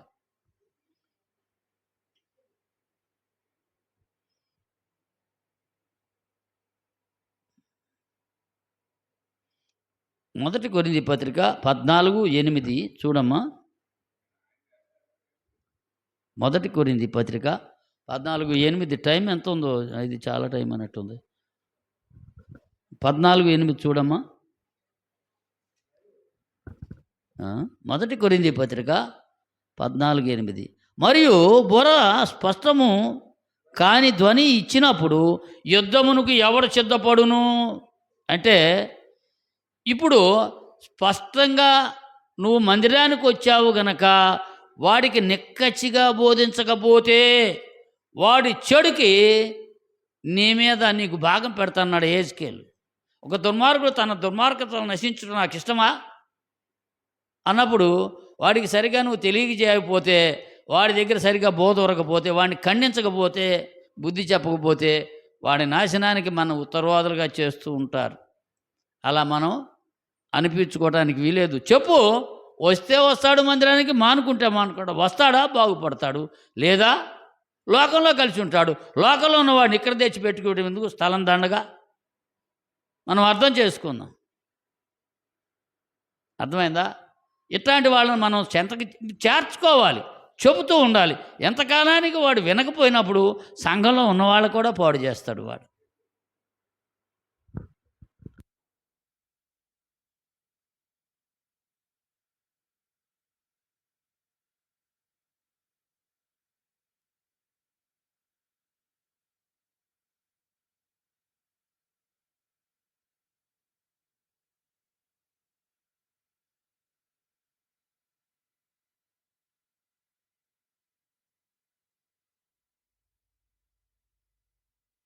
లేకపోతే వదిలిపెట్టేసి చెప్పు. 2-3 సార్లు పెద్దలతో కూడా చెప్పించు. ఉన్నప్పుడు లేనప్పుడు అటువంటి వాడిని బయటికి పంపించటం మంచిది అంటాడు దేవుడు.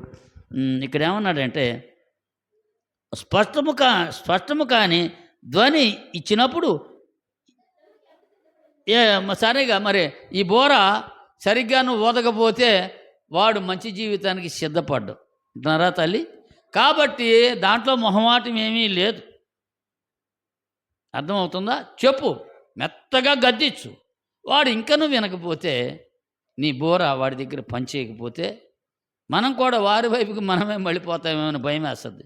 కాబట్టి అటువంటి వారిని సంఘంలో నుంచి తప్పించాల్సిన బాధ్యత మందే అంటాడు దేవుడు. హల్లెలూయా. కాబట్టి మనం వీర సైనికులుగా మన బిడ్డలను తీర్చిదిద్దాలి.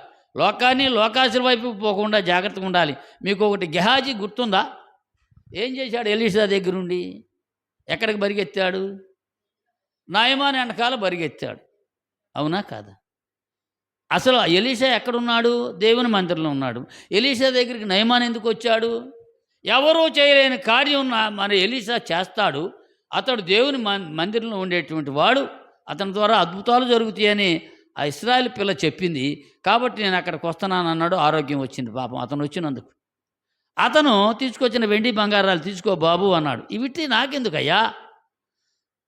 సకల జగత్తుని పుట్టించినటువంటి దేవుడు నాతో ఉన్నప్పుడు ఈ నాకెందుకు రా దరిద్రుడా, పట్టుకుపో అన్నాడు. అయితే ఎలీషాకి దేని మీద బుద్ధి పుట్టింది? బంగారం వెండి మీద. అసలు దేని మీద బుద్ధి పుట్టాలి? దేవుని మీద పుట్టాలి. కానీ ఎక్కడున్నాడు? మందిరంలో ఉన్నాడు, దైవ సేవకుడితో ఉన్నాడు. కాబట్టి వెండి బంగారంలో లోకాన్ని నశించి అటు పరిగెత్తాడు. పరిగెత్తిన తర్వాత అడిగాడు, ఏమయ్యా అంటే కాపరి బాధ్యత. నీ దగ్గరకు వచ్చిన వ్యక్తి వాడి పోకడ ఎలా ఉంది, వాడి ఆలోచన ఎలా ఉంది, వాడికి స్నేహితులు ఎవరు, వాడి ఇంట్లో ఎలా జీవిస్తున్నాడు, ఇవన్నీ కాపరి బాధ్యత. కాపరి అంటే కావలి కాసేవాడు. మళ్ళా వచ్చినటువంటి గొర్రె పాపంలో పడకుండా కావలి కాసేవాడు గొర్రెని. కాబట్టి నీ బాధ్యత చాలా గొప్పది. వాడు మళ్ళీ లోకంలో పడితే వాడికి రోగం వచ్చినట్లే కదా. ఏమయ్యా ఎక్కడికి వెళ్ళావు బాబు అని అడిగాడు. నేను ఎక్కడికి వెళ్ళలేదు, నా వెళ్ళిన వాడు ఇక్కడే ఉన్నా. నువ్వు నయమాన్ దగ్గరికి పరిగెత్తినప్పుడు నా ఆత్మని వెంట రాలేదా? ఎవరు వెళ్ళారు అంటే కాపరు ఏం చేస్తుంది? ఆయన ఆత్మ వాడి మంచి చెడులు ఆలోచిస్తోంది. వీడి వైఖరి ఎలా ఉంది, వీడు ఏ ఉద్దేశంలో ఉన్నాడు, ఏ లక్షణాలు ఉన్నాయి వీడిలో ఇప్పుడు అని ఆలోచించి అర్థమైపోద్ది. వాడు ఎవడైనా సరే చెడు ఆలోచన కలిగినప్పుడు అర్థమైపోతూ ఉంటుంది. వాడిని గద్దించే బాధ్యత ఎవరిది? నీదే. అప్పుడు ఏమన్నాడు? పోనీలే నయమాను వదిలిపెట్టిన వాటన్నిటిని నువ్వు తీసేసుకోమన్నాడు. ఏం వదిలిపెట్టాడు ఆయన? అన్నిటినీ వదిలిపెట్టి వెళ్ళాడు. ఆ బంగారంతో పాటు అవి కూడా తీసుకున్నాడు పాపం. వెంటనే పాపం. అది ఆశీర్వాదము తరతరాలు. ఇందాక మీరు అన్నారు ఏమిటి, చెడ్డవారు వర్ధిల్లుతున్నారు. ఆయన ఒకసారి నేను ఒక ప్రసంగంలో విన్నాను, చెడ్డవాడు ఆయుష్కాలం చాలా చిన్నది. ఎటువంటిది? చాలా చిన్నది. వాడు భూసంబంధి. ఇక్కడే గడ్డి పూలాగా పోస్తాడు, ఆ రోజునే మాడిపోతాడు. ఆడ ఇంకా పరలోకంతో సంబంధం లేదు. ఆ భూమి మీద పాతి పడతాడు, ఆడు పాతాళానికే పోతాడు. కానీ నీ ఆశీర్వాదం అది కాదు. తరతరాలు దేవుని సన్నిధానంలో నువ్వు ఉంటావు. తరతరాలు 1000 తరాల వరకు నీ కుటుంబం దీవించబడితే నీ ఆత్మ దేవునితో సంతోషపడుతూ ఉంటుంది. మత్తయి సువార్త 28లో చెబుతాడు దేవుడు చివరన. కాబట్టి అటువంటి నిత్యమైన శాశ్వతమైన జీవితం సంపాదించుకోవడానికి దేవుని మాట తప్పనిసరిగా వినాలి. నీకు ఎన్ని కోట్ల రూపాయలున్నా ఇదంతా వ్యర్థమే పాపం.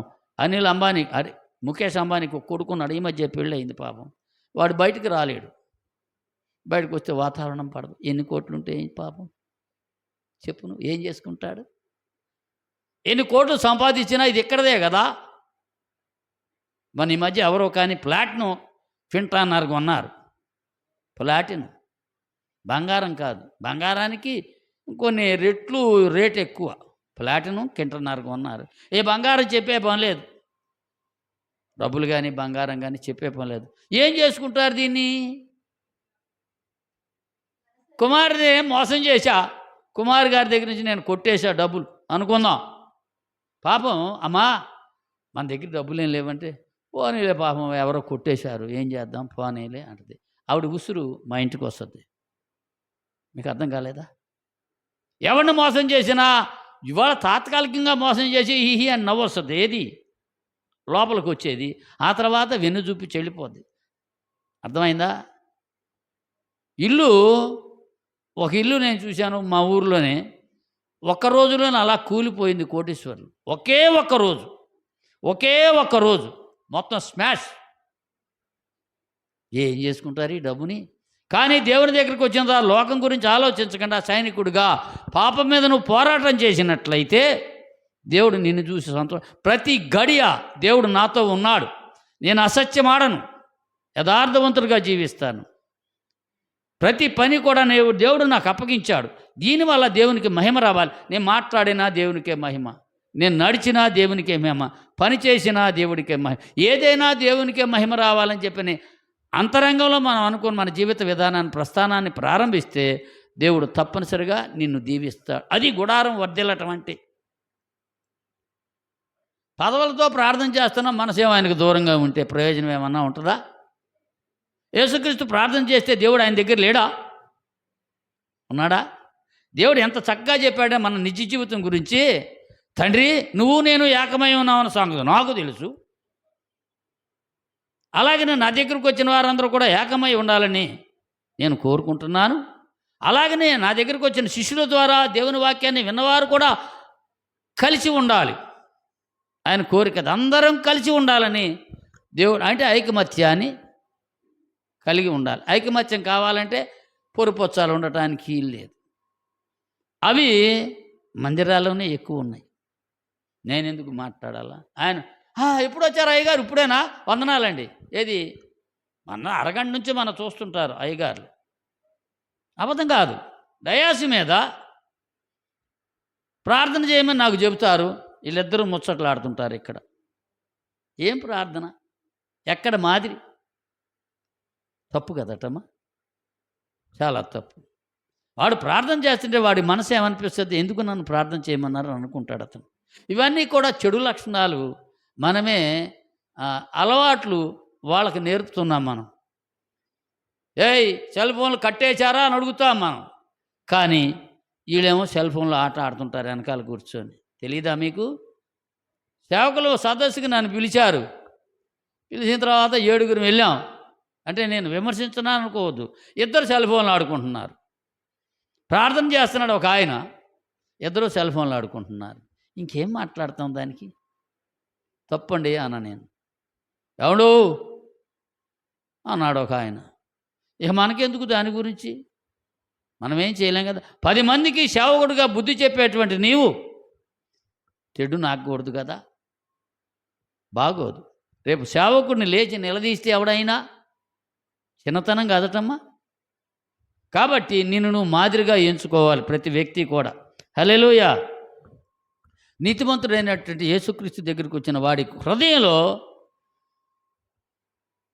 రక్షణ నేను పొందాను అనే ఉత్సాహధ్వని ఎప్పుడూ ఉండాలి వాడికి.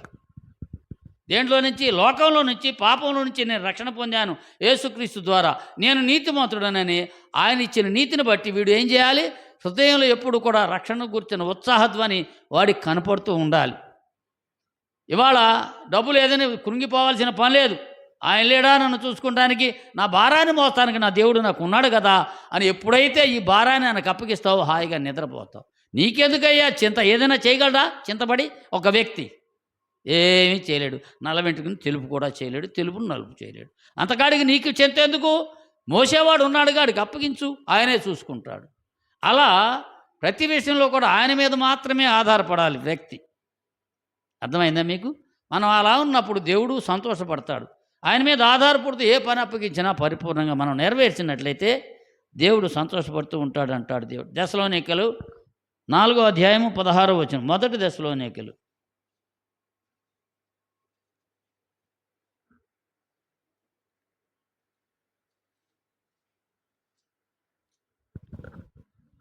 4:16 అమ్మా. ఆ. ఉమ్. ఆ. ఆ. ఆగు. దేంతో వస్తానన్నాడు ఆయన? ఒరే అబ్బాయిలు నేను వస్తున్నానని చెప్పి సంకేతం ఇస్తాడు ఆయన. ఇందాక మీరు ఇచ్చి సంకేతానికి ఏదో గుర్తు చెప్పారు ఇందాక. ధ్వని. ఆయన ప్రధాన దూతలతోటి ఆర్భాటంతో బోర శబ్దంతో ఆయన ఇక్కడికి వస్తాడని చెప్పి దేవుడు చెప్పాడు. అప్పుడు నిద్రించిన మనం మొదట్లేస్తాం. ఇప్పుడు ఒకటి మనం గమనించాలి, ప్రతివాడు కూడా జీవాన్ని పొందాడు ప్రపంచంలో. యేసుక్రీస్తు రక్తం ద్వారా ప్రపంచంలో ఉన్న ప్రతివాడు, అన్యుడు రక్షణ పొందాడు, మీకు రక్షణ వచ్చింది. కాబట్టి మీకున్న ప్రత్యేకత ఏంటంటే దేవుని దగ్గరికి మీరు వచ్చారు కనుక కుమారులు కుమార్తెలు ఆయనని మీ నిజ జీవితం ద్వారా ప్రజలకు పరిచయం చేసే దైవబిడ్డలు మీరు. ఆడికి రక్షణ పొందాడు, ఆడు మీరు ఒకటిగా ఉండటానికి లేదు. మీ ప్రత్యేకత వేరు. మీరు దేవుని కుమార్తెలు కుమారులు. ఆయనకు బదులుగా భూమి మీద నివసించేవారు. ఆశీర్వాదం నీ నోట్లో ఉంది. నువ్వు చెప్పలేదా? 16వ అధ్యాయం 16లో చెబుతాడు మార్కు సువార్తలో, మీరు ఎవరి నెత్తి మీద చేతులు ఉంచుతారో వాడు స్వస్థత పొందుతాడు.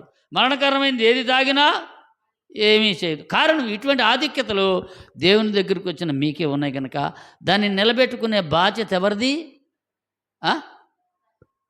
ఎవరికి వారే విశ్వాసులది.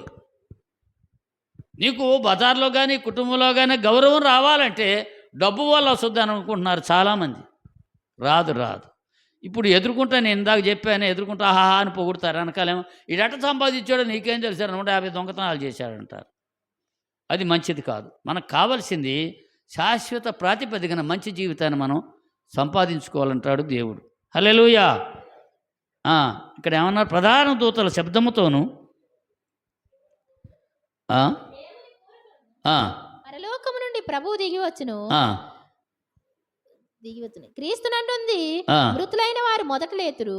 ఆ మీదట సజీవులమై నిలిచి ఉండు మనము వారితో కూడా ఏకముగా ప్రభువుని ఎదుర్కొనుటకు ఆకాశం మండలమునకు మేఘముల మీద కొనిపోబడదు. ఇప్పుడు ఎవరు లేచేది? మొట్టమొదట ప్రభువునందు మృతులైన వారు. అంటే ఏమైపోవాలి? క్రీస్తులో మనం చనిపోవాలి. క్రీస్తులో మనం చనిపోవాలి, అప్పుడే లేస్తాం. మనలో ఏది సావకపోయినా లేవం. మనలో లోకం సావకపోతే మళ్ళా తిరిగి లేవటం అనేది ఉండదు. అయితే దేవుడు నిన్ను కరుణించాడు. వాళ్ళకి మరి పరలోక స్థానం లేదు, మనకి కూడా ఉండకుండా పోద్దేమో. మనమే జ్ఞాపకం చేసు. ప్రభువునందు మృతులైన వారు మొదట లేతురు. హల్లెలూయా. అప్పుడు బతికున్నో లేదో లేచి వెళ్తారనుకోండి దేవుడి దగ్గరికి. మరి ఎప్పుడో వేల తరాలు జరిగిపోయినా కూడా మరి లేవాలంటే దేవునిలో మృతి చెందినవాడు. అందుకనే నిద్రించారు అంటారు. మనకి చావు లేదు క్రీస్తులో. మిగతా వాళ్ళందరికీ ఉంది, మనకు మాత్రం చావు లేదంటాడు దేవుడు. ప్రభువునందు నిద్రించిన వారు మొదట లేదురు అంటాడు దేవుడు. హల్లెలూయా. 5:52 మొదటి కొరింథీ పత్రిక 15:52 చూడమ్మా. ముగించుకుందాం, టైం చాలా అయినట్లుంది. 52.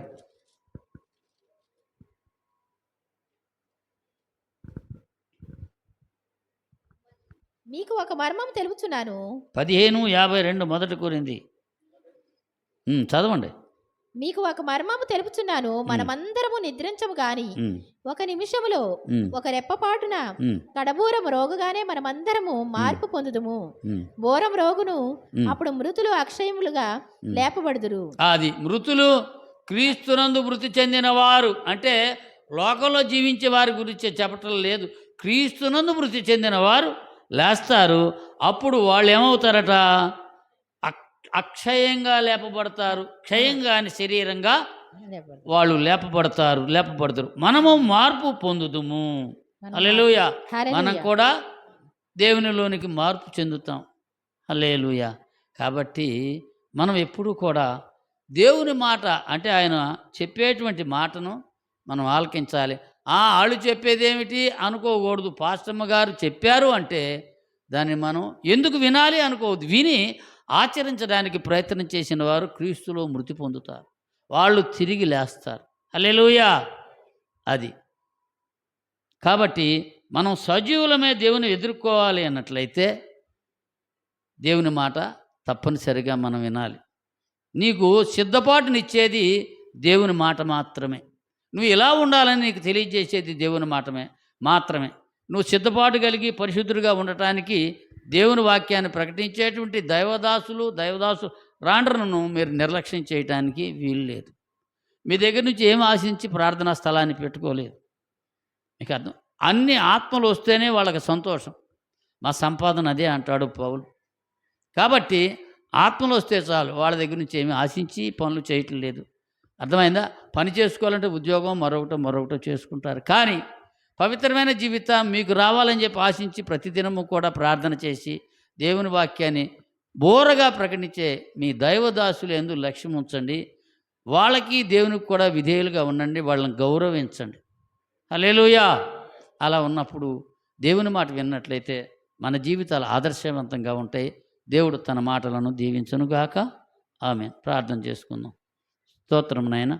మహాపరిశుద్ధుడు, మహాఘనుడు, మహోన్నతుడైన దేవ, నిత్య నివాసి అయిన తండ్రి, నీ శుభనామానికి వందనాలు. ఇంతవరకును మీ బిడ్డలమైన మాతో మీరు మాట్లాడారు. వందనాలు నాయన. మమ్మల్ని లోకంలో పాపం మీద విజయాన్ని సాధించే నీ బిడ్డలుగా మమ్మల్ని ఆశీర్వదించారు. మా ద్వారా ప్రతి స్థలమందు కూడా క్రీస్తు జ్ఞానం యొక్క సువాసనను కనపరిచేవారుగా నీ బిడ్డలను ఆశీర్వదించండి. విజయోత్సవం చేత నీ బిడ్డలను నిరంతరము ఊరేగించు తండ్రి. వందనాలు. ప్రతి దాని మీద నీ బిడ్డలకు విజయాన్ని పొందేట్లుగా ఆశీర్వదించండి. ఏ విషయంలో కూడా నీ బిడ్డలు బలహీనలు కావడానికి వీల్లేదు నాయన. మమ్మల్ని బలపరిస్తేనే ఈ లోకంలో ఉన్నదాన్ని ఏదైనా మేము చేయగలం తండ్రి. నీకు వందనాలు. మరణాన్ని జయించిన దేవుడవు నాయన. మరణమా నీ ముల్లెక్కడని పిలిచినటువంటి వాడివి. అలాగనే నీ బిడ్డలు కూడా ప్రభా నిన్ను ఆదర్శంగా తీసుకుని నీ మాటలు విని క్రీస్తును పోలి నడుచుకునేటట్లుగా ఆశీర్వదించండి. జీవించేది మేము కాదు ప్రభా, మాలో క్రీస్తు యేసే జీవించాలి. సహాయం చేయండి. నీ కృపకు మీ బిడ్డలందరూ కూడా పాత్రలుగా చేయండి. ప్రతి కుటుంబాన్ని దీవించండి. నీ మహిమ చేత వారిని నింపండి.